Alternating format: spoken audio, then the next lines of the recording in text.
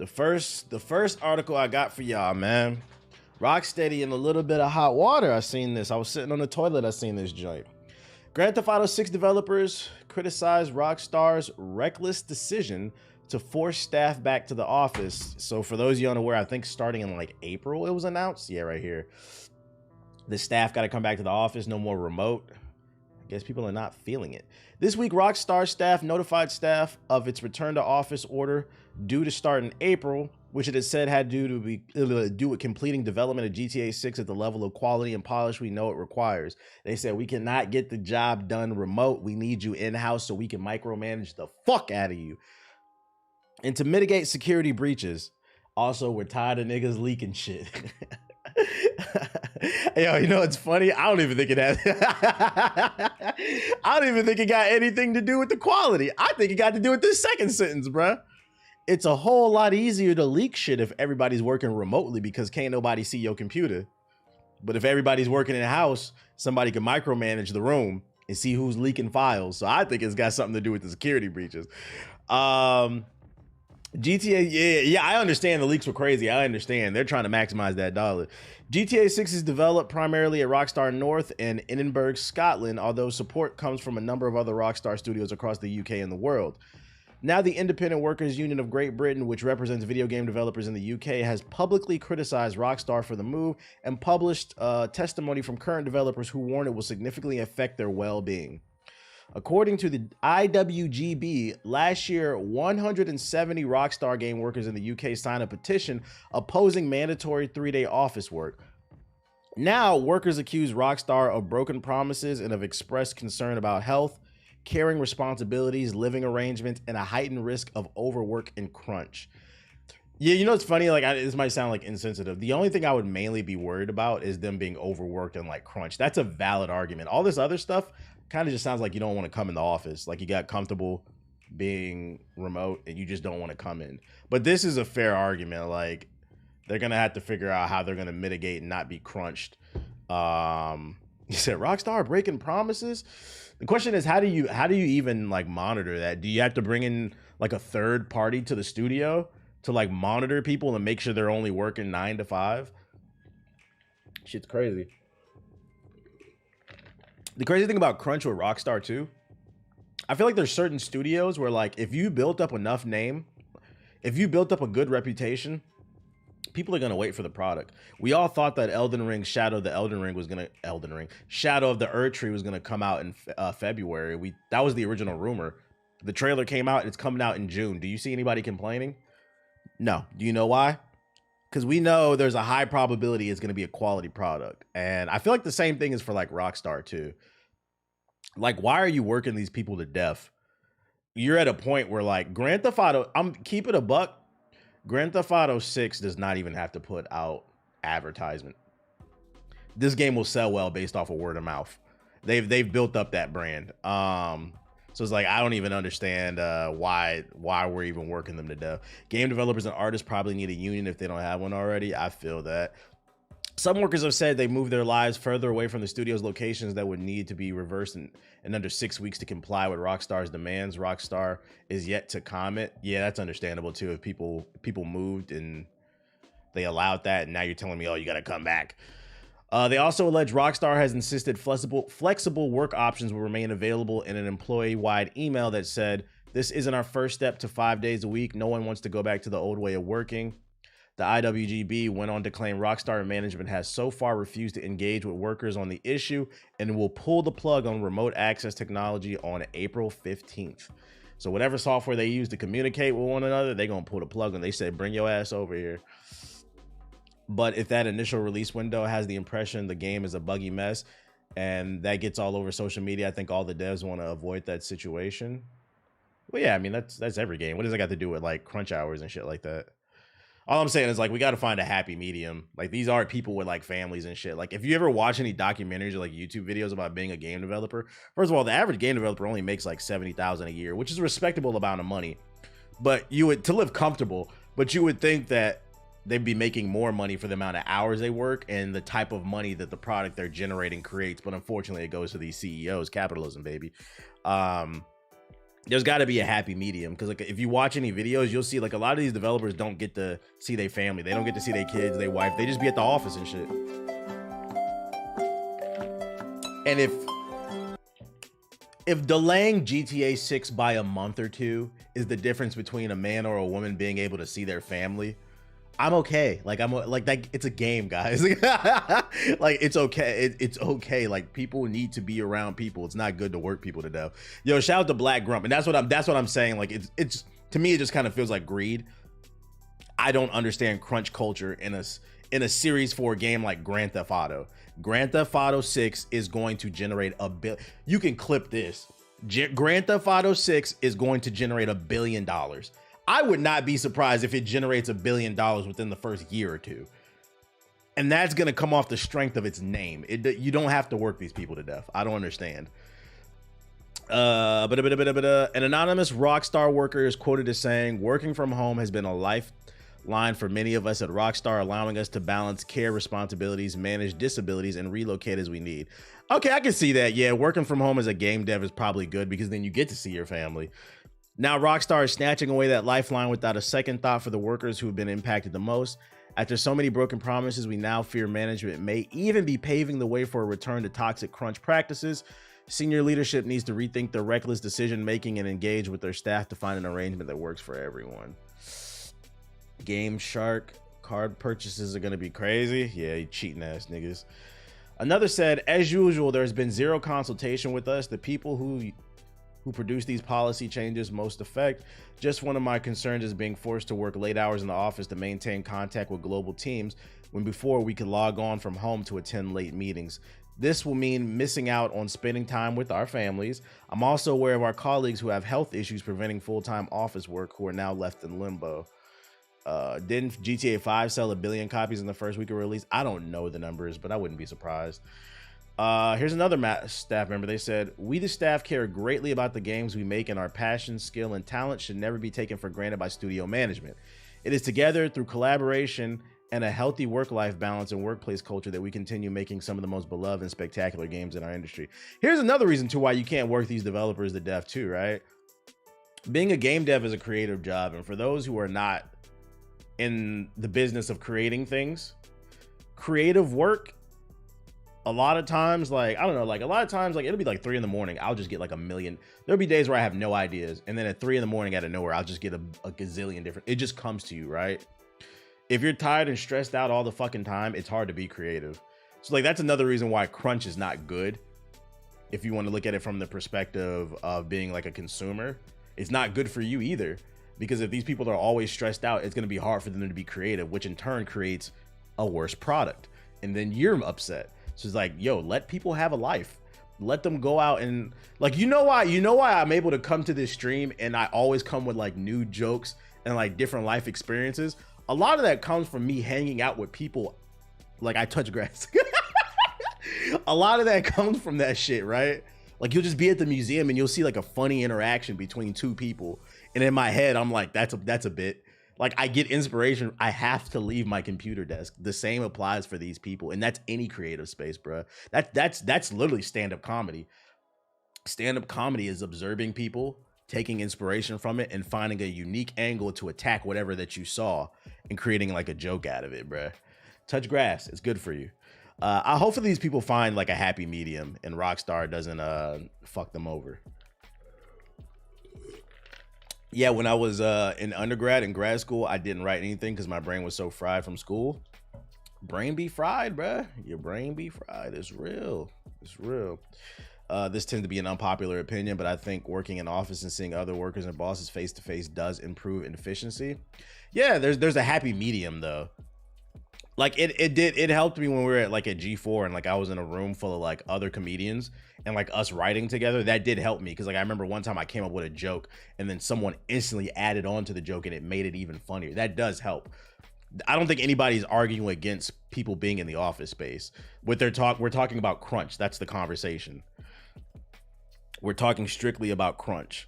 Obviously collaborating helps people, but what doesn't help people is like, for those who don't understand what crunch is, it's working people nonstop. That does not help anybody. That does not increase efficiency. In your opinion, do you like how games are released now or back in say like the PS2 era. I liked how games were released back in like the PS2 era. I would say up until I think games being released were great up until like the mid-life cycle of like the PS3 and the Xbox 360, when like online, because like online was there at launch, but when it became more prevalent, like you remember when they revamped the Xbox 360 store, so like the Xbox 60 Blades, you remember the original Blades UI, all the way back. And the reason being is because back then you had to release a game because there was no online that worked. Once patching became a thing, that's when niggas started getting lazy and shit, bro. That's when motherfuckers started getting lazy. So I would say games were released better back then, but it was because they had to. Sometimes less is more. That's why that's a phrase. That's an example. Sometimes less is more. They didn't have the option to patch it, so you better make sure your shit works, because if it doesn't and them reviews come out, nowadays you can put out a broken game and in the review, like I said it during my Battlefield fucking review, it's kind of broken right now, but if you know DICE's track record, they're gonna patch it and fix it, and then within a year or two, niggas are gonna love the game. And guess what? That happened. They're complacent now. Shit is crazy. What else I got for you? Oh, I just seen this. The Diddly Diddler. Freaky Meek. Nintendo Switch 2 rumored specs. An 8 nm Samsung processor, nerd shit. 8 to 12 gigabytes of RAM, nerd shit. 120 gigabytes per second memory bandwidth, nerd shit. The only thing that really matters right here is this right here.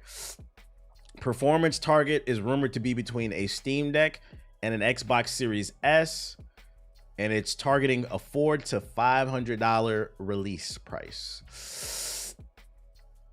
I really wish this said Xbox Series X and not S. Although the S can do 1440p. Hi, friend. If the handheld could do 1440p, that'd be cool. It's just, I don't understand. Here's another thing, then the price too, because didn't they drop the price of the Steam Deck? Isn't the base model only $300 now? Like, this thing should be $300 if this is the specs. To compare it. Hi, how are you? I have to say hi to my friend. People, let me tell you about my best friend, the one you can depend on till the very end. He's my best friend. Mwah. You're welcome. Yeah, that was a very rare kiss. You're welcome. Do what you... Oh, you want more? Ah. Mwah. All right, get a life. Back up. Get... Beep, beep, beep, beep. Thank you. That's enough. Yeah, I think this should be $300. $500 is too much for like... Because the Steam Deck is, what, 2 years old now?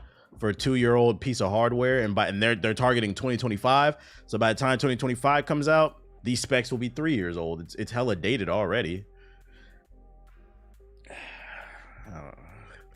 He does. He needs to get a life, bruh. This nigga has, if you could see in my living room, which you won't because you're not gonna get the floor plan, his bed, he has like 1,000 toys. My girl says all the time he has too many fucking toys, and I end up buying him more all the time. He has 1 million toys, and what does he want to do? Talk to me all day, bro. Yo, shout out to Modern Kari with the sub. I appreciate it. Get a life. Yeah, he's spoiled. Been watching since the COD days. Glad to come across the stream. Welcome back, Dadon. Enrichment is necessary nonetheless. Yeah, you gotta give the nigga a hug or something. Like,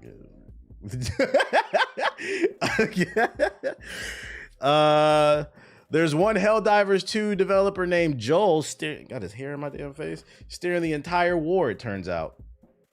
Helldivers 2, yeah, whatever. As it turns out, this is not some fully dynamic system the Helldivers 2 dev Arrowhead has set in motion and simply let it run and do its thing. They actually have a single guy in the studio who serves as the game master of the game, a Dungeons and Dragons term, who's controlling large-scale aspects of the conflict and including directly messing with the entire population. Speaking to PC Gamer, Airhead CEO John explained the role of Joel. The game's name is Joel. It would be really cool, I think, to take this game over to the next level if they took a page out of PlanetSide 2's book. Because for those of you unaware, in Helldivers, it's one big-ass PvE game. It's not just you and your friends playing. It's you and everybody else on the server trying to liberate these planets. But you don't get to see the other players. It would be cool as fuck if they made it to where when you drop down, Like that's your squad, but it's like, or like Battlefield or Planet Side. You see the other squads actually in the level. That would be fucking fire. Actually working together. That would take the game to another level, I think. And then add proximity chat where you could talk to them if they're near you. That would be, that would take the game to the next level. And that would show you everything doesn't need to be fucking multiplayer. Let's see. We have a lot of systems built into the game where the game master has a lot of control over the play experience. It's something that we're continuously evolving based on what's happening in the game. You think the studio can pull that off? Probably not right now, unfortunately, because they said this game is running on an old Swedish engine that doesn't even exist anymore. The company that created it collapsed, so they don't even have the tools to take things. If it was to happen, it would probably be in Helldivers 3. It's like if I could talk to the company, I'd be like, yo, you guys should, for the next game, you should consider doing this to take it onto it. Like, it would just be, I feel like it'd be like, it would really inspire me to liberate and improve democracy if we were storming the beaches against all the automatons with 50 other niggas on the screen and shit. That shit would be fucking fire, bro. Did you ever play MAG for the PS2? Where it was kind of the same idea, but you played on a giant battlefield? I know what you're talking about. It was on PS2? No, it was a PS3 game. MAG was PS3. MAG PS3. Yeah, it was a PS3 game. I remember that. Yeah, I didn't play it, but it looked interesting. I remember being interested in it. I remember there was like 100 people on the server at once. Nah, Planet Side 2. Planet Side 2 is what got me into PC gaming. This game, it's on PS4, but it'll blow your shit up. So I mean, I guess you could play it on PS5. I wouldn't. This is a PC game. Planet Side 2, you can have up to 2,000 people on the screen at once, and it was like tanks, planes, fucking Gundams everywhere and shit. Yeah, this is an old game. Like, this is what I would want to see Helldivers do. But like a PvE version. Let's see, sometimes Joe thinks the war is not going in an appropriate direction and will push back against or in favor of players on his own volition. There's been some sudden moments where maybe one planet was too easy or one was too hard and had to get up in the middle of the night to give the automatons a bit of reinforcements so the players don't take the planet too quickly. Later, after a number of questions about Joel's role in the wake of the interview, they said on Twitter, the main role is to choose what major order is happening in dailies.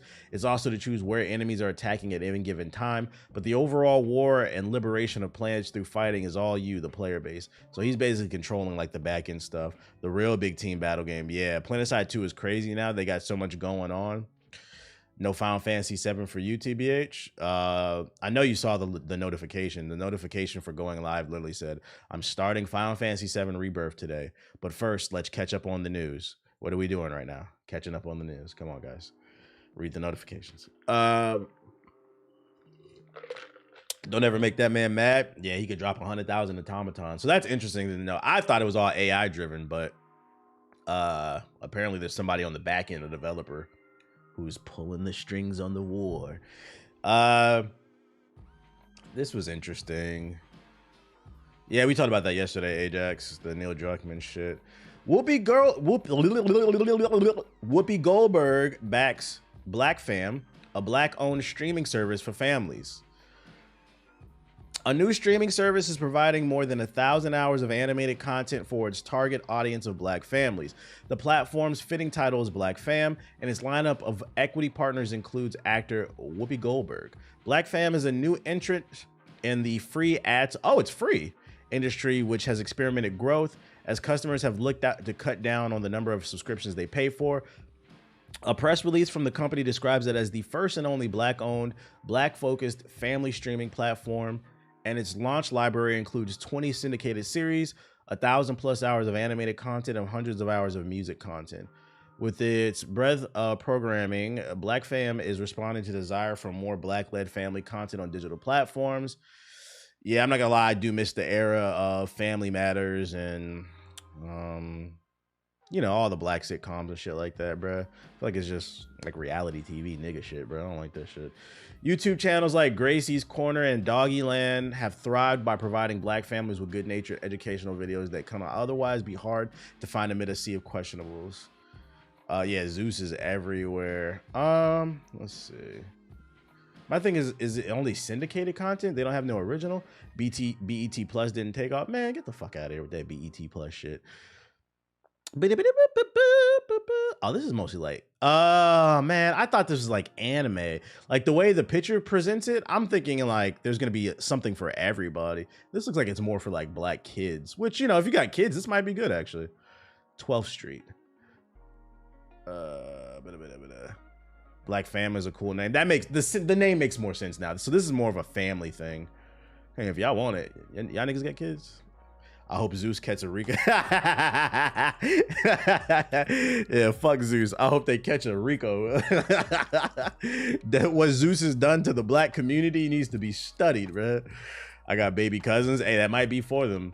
But this picture's hella deceiving because I was thinking there was gonna be something for like everybody, which, you know, that might be the case later down the line. I'll check this out later. Let's see. Now my future kids are gonna watch Proud Family reruns like I did. All right, buddy. Yo, beautiful. Chill the fuck out, bro. Chill the fuck out. That is a crazy bar. Sources. Borderlands Studios will escape the most divisive company in gaming. What does this mean? Have you seen the manga Apple Black? The creator is a black artist. Now, what's that about? Embracer brought Borderlands maker Gearbox Entertainment for $1.3 billion back in early 2021 amid an unprecedented acquisition spree. This company, Embracer, is buying everybody. That since has turned into a financial disaster. Damn. They said the movie gonna be ass. Now, just 3 years later, Kotaku has learned that Gearbox is closer than ever to being sold out from under what is arguably the most hated company in gaming. Agreed. Gearbox CEO and co-founder Randy Pitchford held a town hall with staff earlier this week in which he told employees that a decision has been made regarding the studio's future. Yo, shout out to Sophisticated Chief, with more information to be shared next month, according to two sources familiar with the meeting. For months now, Pitchford has told developers at Gearbox that there were 3 possible scenarios: to stay with Embracer, sell to someone else, or finance a buyout and go back to being independently run. They should go with the third.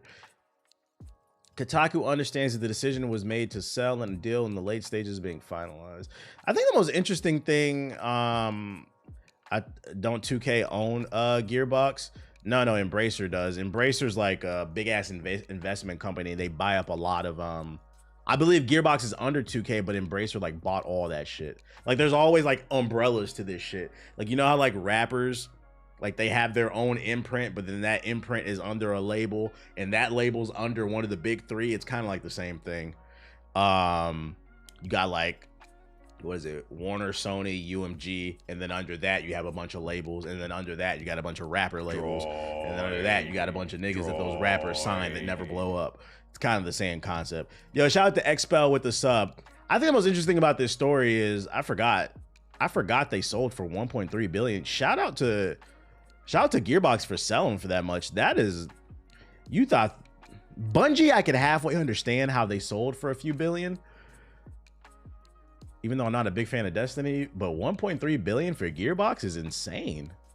That is a finesse right there, because although they said it's been a financial disaster for them. Because I'm not gonna lie, I think Gearbox is one of the most overrated fucking development companies.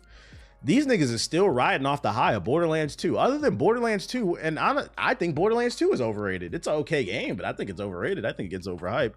Other than Borderlands 2, what else these niggas made? Fucking, what was that fucking MOBA? That dead ass MOBA? Gearbox MOBA. I used to joke about that shit all the time. Struggleborn. They made Struggleborn. Let's see. Gearbox Games. Struggleborn. What else have they made? Borderlands. Duke Nukem. Tiny Team Wonder. More Borderlands. This. Shout out to, and like, let's get straight. This is a compliment. Shout out to Gearbox for being able to sell for over $1 billion. This is a finesse if I ever seen one, bruh. Because this studio is overrated as fuck to me. Gearbox made Bulletstorm? No, I don't think so. I know that was published by Epic, I think. Bulletstorm. That was made by People Can Fly. Yeah, I knew it. I knew it. I'm like, I don't think that game was made by Gearbox. I knew it. It was made by People Can Fly and Psyonix. Those are the people that made fucking Rocket League. That shit was don't be putting good games on their body. It was published by Gearbox. That don't count. They didn't make the game. This is what these niggas make. Borderlands, some more Borderlands. What? Borderlands VR, the Borderlands Handsome Collection, Borderlands prequel. I'm good off of this shit, bro. This is a conversation we need to have. Made one halfway decent game and rode that shit till the wheels fall off to $1 billion sellout. Shout out to them, bro. In other news, the Borderlands movie. Oh shit. Maybe that's who Naughty Dog has been trying to model themselves after, Gearbox. Because remember, The Last of Us 2 has 2 games, 5 releases. Borderlands has like 3 games, 12 releases, and a movie. Make it make sense. Why is Kevin Hart Roland?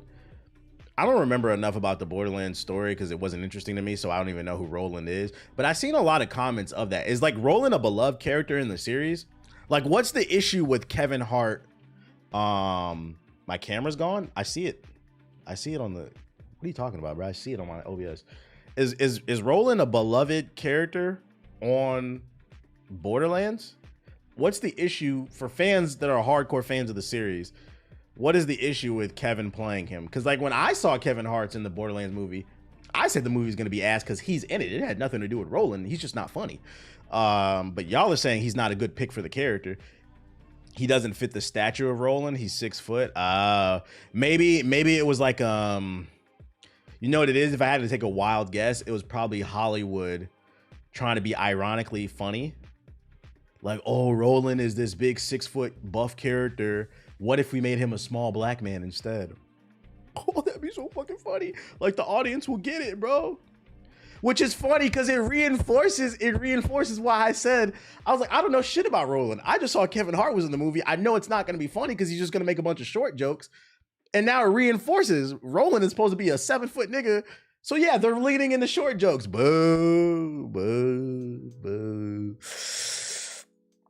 I'll wait till that shit allegedly comes to 1, 2, 3. Allegedly. I'm not paying to see that shit. You got to pay me to watch the Gearbox movie. I see Cat Williams is about to be on the Joe Rogan podcast. Y'all think he about to start some more shit? Let me know. Microsoft plans to streamline game upscaling across different graphics cards. What does this mean? Microsoft has developed a new API to simplify super resolution coding in PC gaming. The company's DirectSR, developed with hardware partners NVIDIA, AMD, and Intel, will provide a more streamlined tunnel for developers to tap into the company's 3 distinct approaches to graphical upscaling in Windows games. So this will make games run better? It already dropped. The games company decides DirectSR is enabling seamless integration of super resolution for Windows games. Super resolution is a technology that enhances games' visual qualities without pushing the graphics card too hard. Okay, no, this is a good thing. It runs games internally in a lower resolution, but uses machine learning, AI, to upscale the resolution of what you see on the screen. The result is sharper graphics with only a minimal extra demand on the GPU. So it's like DSSLR or whatever that shit is. It's like, but it's like AI driven. This is like their own little platform and they're making it easier. That's good. That's good, you know. That means that my 2080 can last a little bit longer, baby. You guys can stop hating. You guys can stop fucking hating.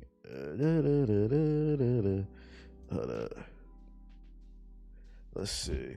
Improve DLSS, and that's basically, yeah, that's the vibe I'm getting for it. That's a good thing. What up, Fear the Deer? My 2070 will be better now. Exactly. Y'all niggas hating, bruh. Sounds like my 2080 is gonna be doing better. You know what's not doing better? We got some bad news, guys. Crash Team Rumble, they're sunsetting it. According to Wario64, March 4th will be the final content update for the game, Crash Team Rumble. Servers will continue to be up and players will have access to free 500 tier battle passes. So you'll have all the battle pass content. That's 104 new items and all the other stuff. Microtransactions will be turned off. Let's read the message, guys. March 4th, 2024 will be the final content update for Crash Team Rumble.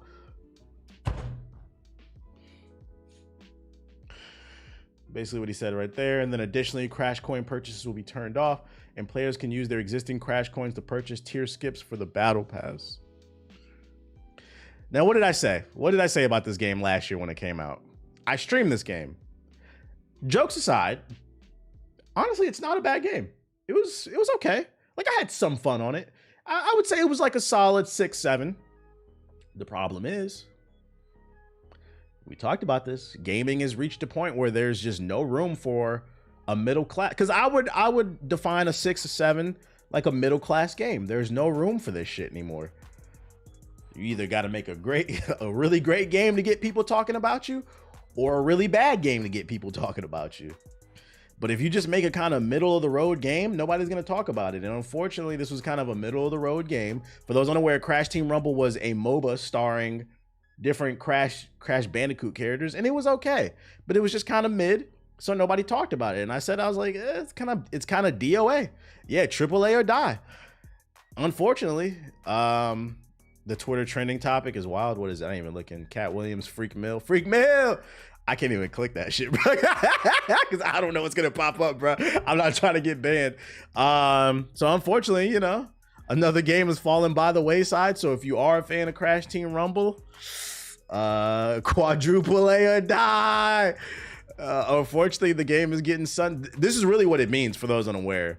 It's getting sunset. I wouldn't be surprised within the next 6 months, they say the servers are getting, because they're going to keep the servers online. They're just going to let the game slowly bleed. And within 6 months to a year, you'll probably see another tweet. Hey guys, we're shutting the game down, unfortunately. And then you're going to see more layoffs. In my opinion, this game should have never been greenlit. First of all, Crash, I don't care what you fucking Crash Bandicoot ass niggas say. Crash Bandicoot is not something that resonates with the kids nowadays. It resonates with you boomers, but it's not something that's super popular. The best thing Crash Bandicoot could do right now, because remember, Crash 4 came out, it was kind of like, people didn't really talk about it too much. The best thing Crash Bandicoot could do to raise its market value is put that nigga in either Smash Bros, Multiverse, or something. But right now, Crash Bandicoot's stock is, you know, it's not the highest. You know, the nigga just be spinning in circles and shouting a Moodgaball. And I'll be honest, I don't want to hear